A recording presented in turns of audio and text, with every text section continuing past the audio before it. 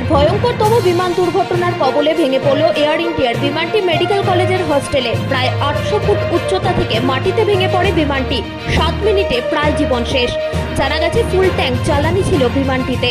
বৃহস্পতিবার দুপুর 1:17 নাগাদ 242 জন যাত্রী নিয়ে লন্ডনের দিকে যাচ্ছিল এয়ার ইন্ডিয়ার বোয়িং 787 ড্রিমলাইনার বিমানটি দুর্ঘটনার কবলে পড়ে ভেঙে পড়ে মাটিতে।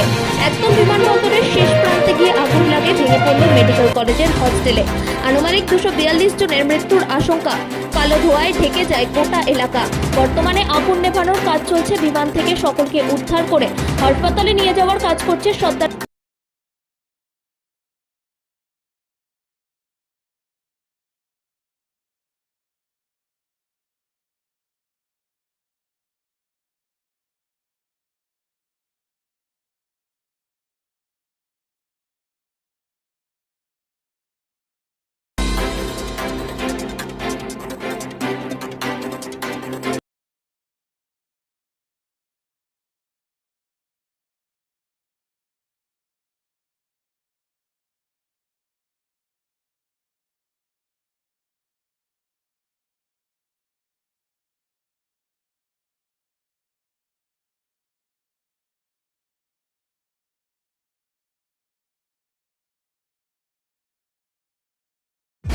আমাদের চ্যানেলটিকে প্রচুর পরিমাণে সাবস্ক্রাইব ও শেয়ার করুন।